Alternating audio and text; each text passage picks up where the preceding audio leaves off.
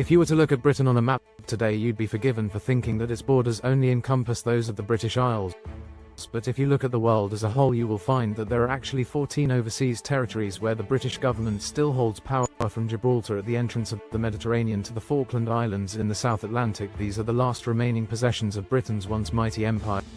At the height of its territorial control a little over 100 years ago, the British Empire covered 1/4 of the globe's land mass and ruled almost 1/3 of the world's population. It was the empire on which the sun never set.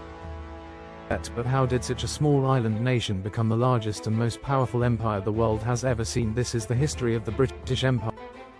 The foundations of the British Empire were laid long before the state of Britain even formally existed. The dominant power in the British Isles throughout much of its history has been the Kingdom of England, with a well-developed economy and military force to match England. During the medieval and early modern periods came to rule over the smaller independent kingdoms in Wales and parts of Ireland, although to the north the Kingdom of Scotland remained a fiercely proud and independent nation who had bitterly and successfully resisted frequent invasions from its powerful southern neighbour. By the early 17th century, Elizabeth I of England had issued several trading and exploration commissions to English adventurers with the intention of exploring and colonising new territories yet to be claimed by other European powers, the likes of Sir Francis Drake and Sir Martin Frobisher claimed many lands in the name of England, but these were not followed up with settlements. The first English colony established in North America at Roanoke Island in 1585 failed dramatically, with the colonists mysteriously disappearing, never to be seen or heard from again. Elizabeth also granted several royal charters to joint stock companies who were established specifically for the purpose of developing overseas trade. Companies such as the Levant Company, founded in 1592, and the East India Company, founded in 1600, were granted monopolies on all English trade to and from these areas. When Elizabeth I died in 1603, the throne of England passed to James VI of Scotland. Upon his ascension to the throne, James became the king of both Scotland and England through the union of the crowns. However, the two kingdoms remained distinct and were ruled separately as King James looked to build further on the attempts of his predecessor to establish overseas colonies that were to be ruled and governed under one of the three types of colony structures. A crown colony was directly ruled by the monarch themselves, but would typically be administered by a royally appointed governor and supported by a local council. A charter colony was similar to a crown colony but was ruled under a corporate charter rather than a governor. These charter colonies often granted colonists significantly more political liberty compared to other colonies. A proprietary colony was governed by an individual who was typically the head of a joint stock company. These colonies were distinct from crown colonies in that they were commercial enterprises with responsibilities to shareholders. Proprietary governors typically did not live in the colony and so appointed local governors and councils to rule in their absence. Over time, however, these proprietary colonies became increasingly difficult to manage and transitioned to crown colonies instead. An important yet often overlooked development in England's overseas expansion is that of the plantation of Ulster, which saw Protestant settlers from Scotland and England transported to parts of the north of Ireland during the early years of King James's reign. This model of organised colonisation would form the blueprint for future English colonial expansion, with many of the leaders of the Ulster plantation later becoming involved in establishing other colonies in the New World. Throughout the 1600s, the Kingdom of England expanded its overseas colonies in North America and the Caribbean. Some were entirely new ventures, whereas others were annexed from rival foreign powers like New York, which was seized from the Dutch in 1665. Music. England also significantly developed its trading networks in Africa and the East Indies with the building of factories and fortified trading posts. A critical component to this mercantile success was the creation of the Royal African Company in 1660, who over the subsequent decades would become the leading participant in the brutal yet highly lucrative transatlantic slave trade. During this period, Scotland also began to establish overseas colonies of its own, having looked on somewhat enviously at the successful endeavours of the English. Unfortunately, almost all these attempts ended in failure, with colonies in Nova Scotia, Cape Breton and Carolina barely lasting a few years. The most abject failure of Scotland's colonisation attempts, however, came in 1698 with the Darien Scheme. This aims to establish a colony controlling the overland trade route of the Isthmus of Panama between the Atlantic and Pacific Oceans. To finance the expedition, an immense amount of capital was raised from the public, which accounted for almost a fifth of the wealth in Scotland at that time.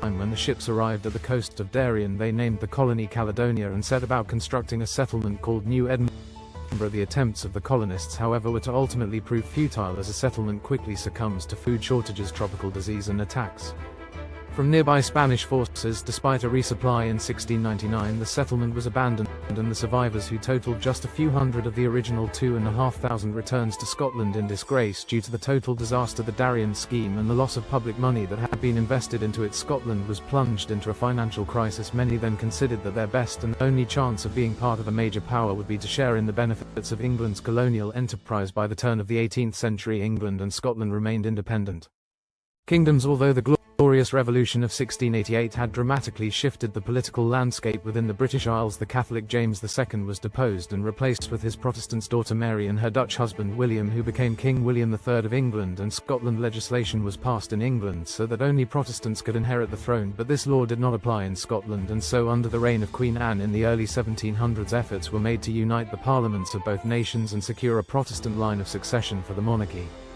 When the Acts of Union were passed in 1707, England and Scotland were then united into one kingdom under the name of Great Britain. Over the following decades, Britain became involved in several wars with other European powers, which were fought not only on the continent but also wherever their overseas colonial interests lay. After the War of the Spanish Succession concluded in 1714 with a victory for Britain and her allies, peace negotiations granted territorial concessions from the defeated French and Spanish, with Newfoundland and Acadia in North America passing into British control, as well as the strategic Mediterranean islands of Gibraltar and Minorca. Meanwhile, the British East India Company, which was not technically part of the empire but nevertheless still pursued its colonial interests, was engaged in military operations against its French counterpart across the subcontinent. The aftermath of the Battle of Plassey in 1757 wrestled control of Bengal away from the local Nawab ruler and his French allies, leaving the British to become the leading military and political power in the region. This acted as a springboard for the British East India Company to expand its territory further in later years, either assuming direct rule themselves or via local rulers who were threatened with force from the company's private armies. Further conflicts of the 18th century, namely the War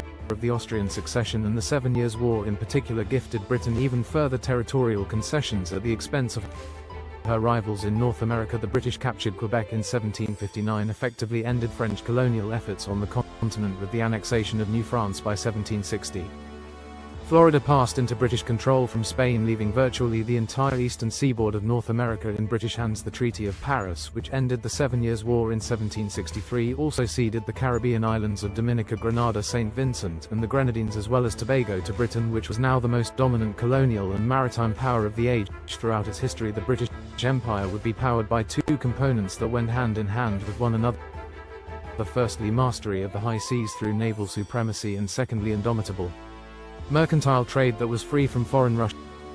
This exponential increase in trade gained immense wealth for Britain through the taxation of goods that passed through its ports. However, the issue of taxation itself would soon lead to revolution and the first major colonial loss for the empire. Although Britain considered its colonies to be sovereign territory, it did not afford them the same rights and privileges which were enjoyed on the British mainland.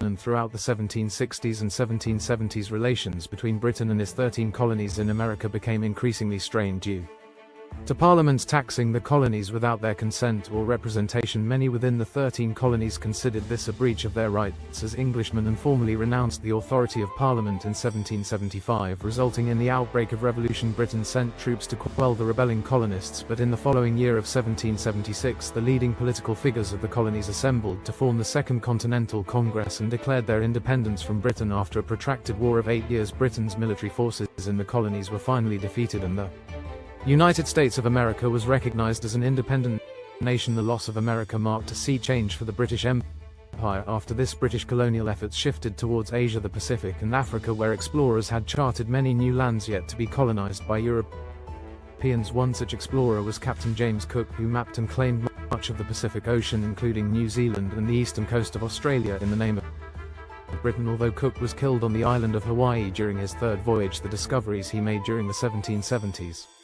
would be instrumental to the further expansion of the empire. Australia was to serve as a penal settlement for British convicts who would otherwise have been transported to the 13 colonies before they were lost. The first shipment of convicts arrived in the colony of New South Wales in 1788, and this practice of sentencing criminals to transportation continued into the middle of the 19th century. Britain also expanded its colonial interests into the North Pacific. Explorers such as George Vancouver and Alexander Mackenzie surveyed the western coast of North America in the 1790s, which subsequently opened up the territory to British mercantile interests, particularly that of the fur trade. Inroads were also made into the vast interior of the Rocky Mountains, which expanded British North America the westwards war with France in 1803 would once again challenge Britain's position as the dominant colonial power of the age, with the rise of Napoleon Bonaparte in the aftermath of the French Revolution. To protect itself and its colonies from invasion, Britain invested large sums of capital and resources into the war effort, with the Royal Navy blockading French ports and attacking French overseas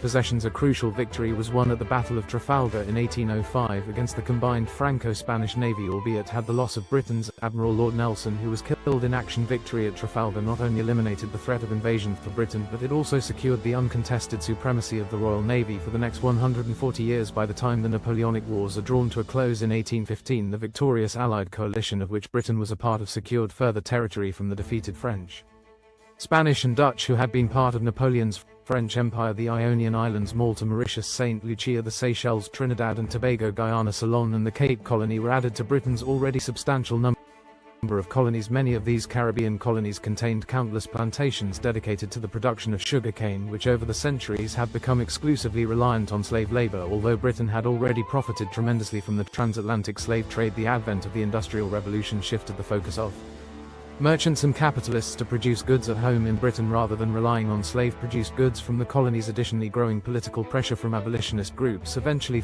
forced the hand of the British government to abolish the slave trade within the empire in 1807. It would be another 27 years, however, before the institution of slavery itself would be formally abolished in 1834. The period from 1815 to 1914 has often been described as Britain's imperial century. After effectively seizing control over the Indian subcontinent, the British East India Company looked to expand its interests further across Asia. Singapore was founded as a trading post in 1819 and later incorporated as a colony in 1824, whereas in China the East India Company alongside the British government were able to seize control of Hong Kong and Shanghai. In the aftermath of the First Opium War in 1842, the East India Company's control over India itself, however, was challenged in 1857 when local troops rebelled against their British commanders in what became known as the Sepoy Rebellion. The East India Company fought against troops previously under its command and retook the territories that had been seized by the mutineers. After the hostilities ended the following year, the British government decided to dissolve the East India Company, believing that it could no longer rule and administer the country effectively. India was then brought under direct British rule in 1858 and became the most valuable possession within the empire. Colloquially named as the jewel in the crown, an emerging threat to Britain's imperial ambitions during the 19th century came from the Russian Empire, which wished to expand its territorial possessions and sphere of influence into Central Asia and the Mediterranean to fill the void of the collapsing Ottoman Empire. When Russia invaded the Ottoman-controlled Balkans in 1853, Britain alongside France entered the war in support of the Turks, fearing that Russia could threaten their colonial interests in the Mediterranean and the Middle East. The resulting Crimean War of 1854-1856 was a resounding defeat for Russia and a confidence boost for the British, who remained the dominant global imperial power. Although the situation between Britain and Russia in Central Asia remained uncertain, a partial settlement to the issue known as the Great Game was reached in 1878, which established respective spheres of influence. The British also gained control of Cyprus from the Ottomans that year as a surety it would be used to defend against any further Russian expansion. The continent of Africa also witnessed a consolidation of British colonial power during the 19th century. British immigration to the recently acquired Cape Colony began to increase in the 1820s, which pushed out thousands of Dutch-descended settlers known as Boers into the northern hinterland. Resentful of British rule, they established their own independent republics, namely the Transvaal and Orange Free State, but these two eventually succumbed to British occupation with the conclusion of the Second Anglo-Boer War in 1902. Meanwhile, in North Africa, the opening of the Suez Canal in 1869, which linked the Mediterranean to the Indian Ocean, proved of vital strategic importance for British trade routes. Although Britain could not take direct control of the canal, it was able to militarily occupy Egypt in 1882, but did not consider it to be formally within the empire. Further territorial expansion in what became known as the Scramble for Africa in the late 19th century saw Britain gain control of much of the eastern and southern parts of the continent. Efforts were also made to build a continental railway from the Cape to Cairo, although this was never completed.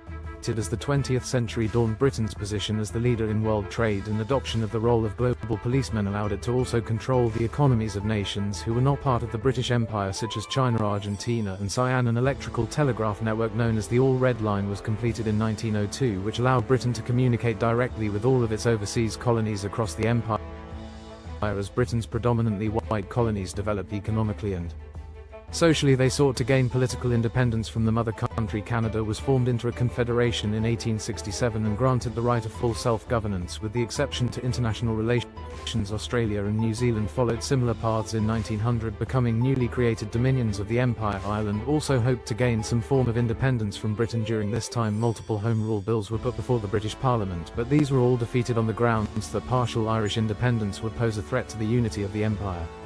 The threats to the Empire, however, would ultimately come from Germany and the outbreak of the First World War in 1914. During the conflict, Britain relied heavily on the Empire for importing food, resources, and crucially military support. Over 2.5 million men from Britain's dominions and colonies served in the First World War, with many from Canada, India, Australia, and New Zealand making the ultimate sacrifice for king and country. Britain was able to defeat Germany and its Ottoman allies in the war and annex much of their territory in the Middle East, Africa, and the Pacific. Victory, however, came at a heavy price for Britain and signaled the beginning of the end for the Empire. Although 1921 marked the peak of the British Empire's territorial possessions, Ireland was granted independence that same year, and soon other nations within the Empire began to question when they may become independent. Also, the outbreak of the Second World War in 1939 put a temporary halt on this, as Britain once again turned to the Empire for economic, material, and military support. Though ultimately victorious, Britain was bankrupted by the war and was no longer in a position to support its overstretched and questioning colonies. Gradually, throughout the 1940s, 50s, 60s, and 70s, the colonies and dominions of the Empire were granted their independence from Britain in what was recognized as the wind of change. Almost 400 years of British colonial history came to an end, although almost all these newly independent nations did not sever ties with Britain completely and agreed to join the political association named the Commonwealth, with 14 of these nations also retaining the British monarch as their respective head of state. Perhaps what many see as the final and most symbolic representation of the end of the British Empire came in 1997, when Britain formally handed over Hong Kong to China. The legacy of the Empire, however, remains with us to this day, as the English language is the most widely spoken on earth and British culture, practices, and customs remain universally popular. Modern Britain itself can even be seen as a microcosm of the Empire, with people of almost every race, nationality, religion, and culture that were once under British rule now living on the very island that began the journey of empire all those years ago.